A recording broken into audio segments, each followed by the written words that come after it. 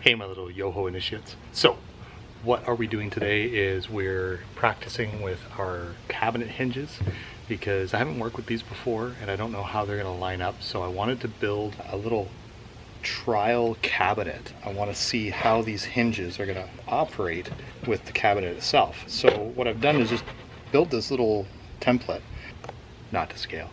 So what I wanted to do was just see what I needed to arrange to have these little cabinet doors work properly. Didn't even realize they were soft close, so that's kind of satisfying to see. But, I need to build a little border around the outside of each cabinet, and it looks like we've got a working template in progress. So now we can take that, build it to the big boy, see how that works out.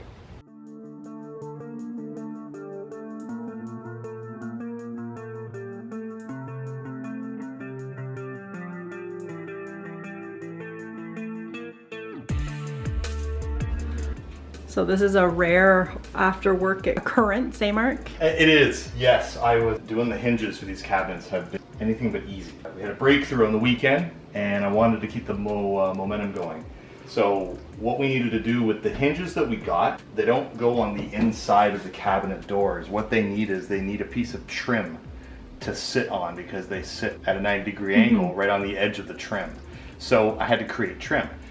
But as it turned out, adding trim is going to bring the depth of these cabinets flush with these doors. So everything for a reason, right? Yeah, absolutely. Yeah. So there we go. That's awesome. Framing's done, so Lisa's going to stain, then we're going to brad nail them in place and get to the fun stuff.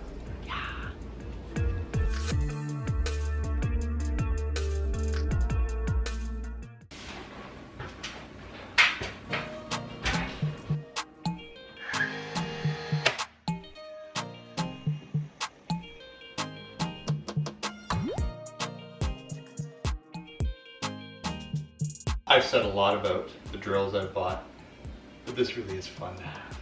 Great sized cartridge holder. You can do a lot of different sizes of nails.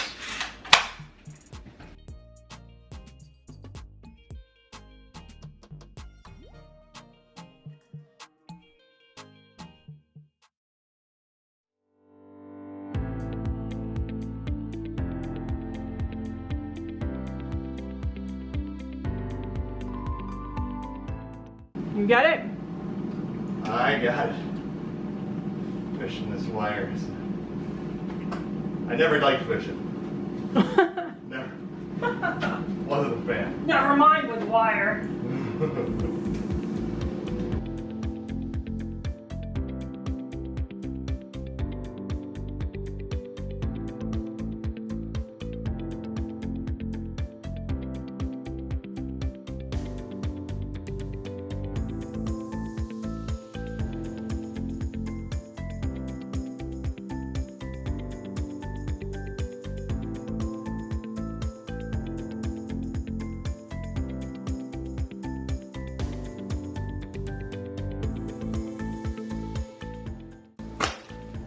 So satisfying.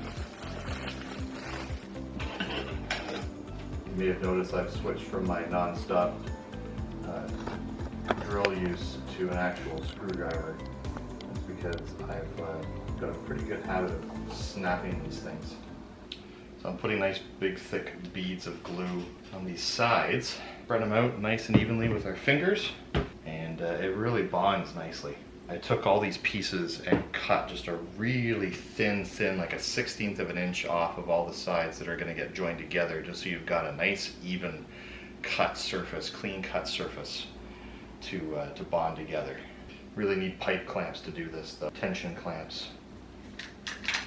I just won't do it. It doesn't hold it well enough. It can attach with a lot of force, like the pipe clamps.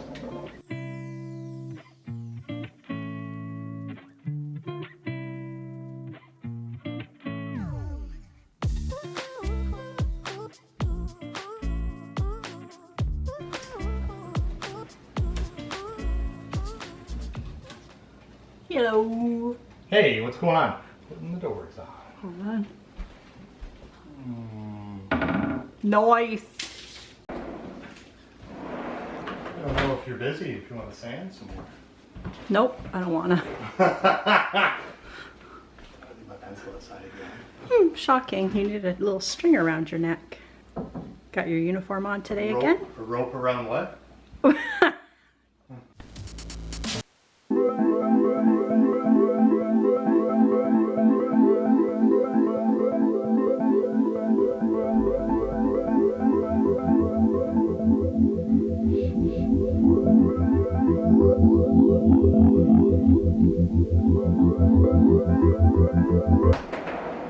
Don't do stuff like that with a shoelace untied. It's not safe. Oh, how do you have that energy? Like, I don't understand. I'm just surprised you don't.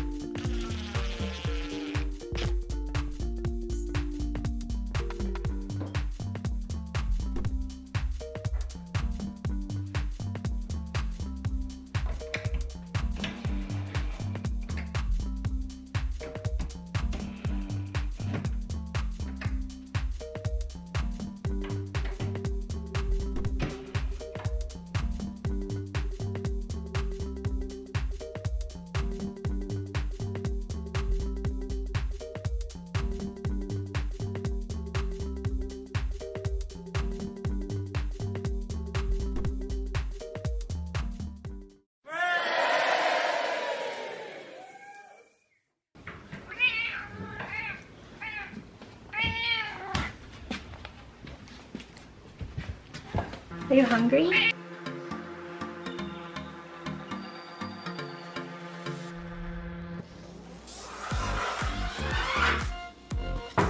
So we've got this ginormous board is for the two bottom sections. Since those two sections combined are 72 inches, might as well just do them all on one board.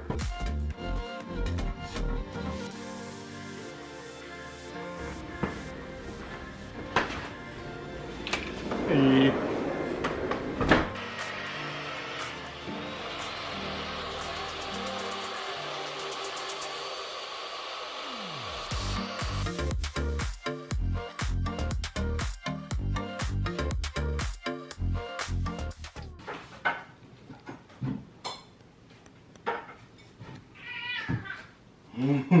So I'm just lining up the door so I can not see where my pencil is again.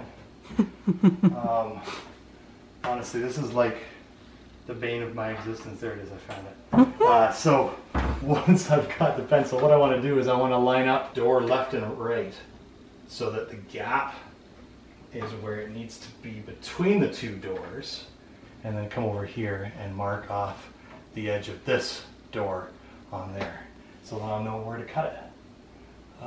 Can you hand me my level behind you? To line up the covered door, what I've done is I've created a wedge system to lift this up to the height that we need it, so that it's flush with this top part here. So that's done. I've marked off my little screw marks on the inside of there, so I can take this out and pre-drill some pilot holes.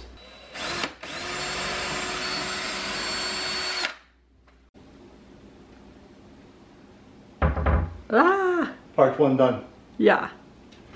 Okay. Hey, how's it going? I thought I would pop on here and show you what exactly I am doing to these doors. It was a hard decision, but I decided I want the doors to have a whitewashed, kind of a pickling effect. Now, if anybody doesn't know what that is, it's essentially watered down paint. I want the grain to show through. I want to be able to see all the little fun features of wood. There it is there. So now I know that these knots will show. I want that. I want to have the character of it, but I want it to have kind of a muted look. So essentially, I was trying to explain to Mark, the way I'm looking at this whole unit is almost like an accent wall that I can change if I decide in a few years, because I probably do a lot of filming in here in front of this backdrop. And if I decide I want to change it or change the color, it's not going to be that big of a deal. It works out perfectly because I happen to have like a little tiny bit of paint left in the gallon of paint here that's almost done. I have an empty jar. What I did was I just mixed basically a 1-to-1 ratio of paint to water. Probably need to shake it a little bit more, but I'll get to that. So what I was saying is that I did a bunch of research. Whitewashing and pickling, I feel like it's the same thing. I've priced out, I went to about like 3 different hardware stores, local hardware stores, thinking, okay, I'll just buy the stain, the water-based stain. Now this is where it got me. Water-based stain, whitewash, pickling, water-based stain. To me, that says watered down paint that's not necessarily a permanent oil-based. This is exactly what I wanted. So I'm thinking, why am I spending almost $30 for a quart, smaller than this guy? Why am I spending like $30 for this thing when I can just make it myself? Because that's what I do, DIY these things. So I'm going to show you what it looks like after 1 coat and after 2 coats. I'm thinking I can't even predict. I was going to say probably 2 coats because that's where my brain kind of goes with paint, but it's technically, I'm not technically painting it for coverage. I'm painting it to kind of wash it out, if that makes any sense. So let's get on to that process. I will show you what I'm doing here. It's very easy, and I'm using my trusty chalk paint only because I just like the feel of it. It just makes me happy. So let's get to it. So now I'm going to get another little container because it's just going to be easier. Ooh, I feel like that's really runny.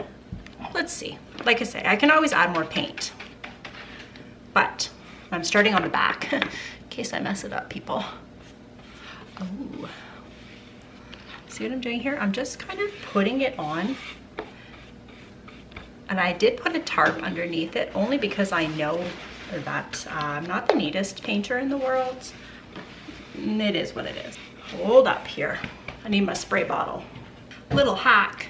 I got this power wash dish detergent and it's empty, so I've washed it really well and I'm using it as my mister bottle. Pretty fun, right? Okay, so the idea is to wet it first and then just kind of move the paint around on like so. I feel like you'll know if it's not wet enough, the brush will stick to the wood as if it was actual just paint. If that makes any sense, I'm hoping it does. So now you get it on here and I'm just giving it a wipe. It's kind of staining the wood. So now let's just compare it to the other. Can you see the difference? Pretty nice. Now this is the one I'm actually really curious about because it has the graining on it here. I think it's kind of cool. I'm not looking to cover this up. Again, if I was, I would put like a stain blocker, like a primer, Kills primer on there, cover all that up and then paint it. But again, I'm not looking for that. I want the character of the wood to shine through. I will continue, but now that you've seen this technique, I feel that anybody could do it. It's kind of an adding and a taking away or adding more as you go. So Lisa finished this off. I did the outside edges, the sides and the top, and then she drew the arch for me because she's the artist. I am not. Music's my jam. So on here, on just the one side, what I ended up doing was taking some measurements across from the middle, starting at that point and going to the left. And all the squares were 1-inch squares. Just plotted out the coordinates for the one side of the arch and translated that onto the board. So now I'm going to cut that out with the jigsaw and then flip the cupboard over and trace the same onto that side and cut the same.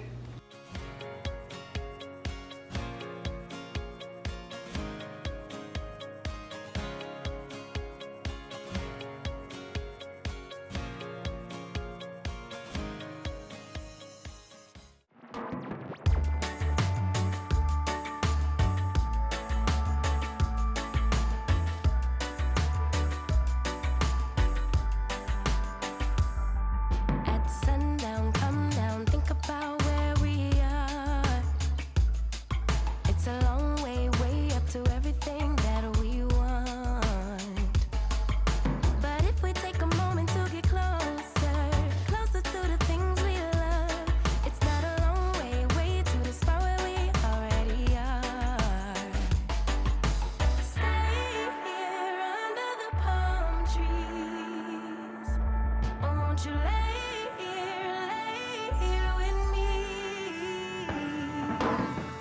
To like, subscribe, and turn on your post notification bell so you will get notified every time we post a new video. The JOHOs! It's a brand new start. Baby, there's no plan for the wicked. Darker are the days.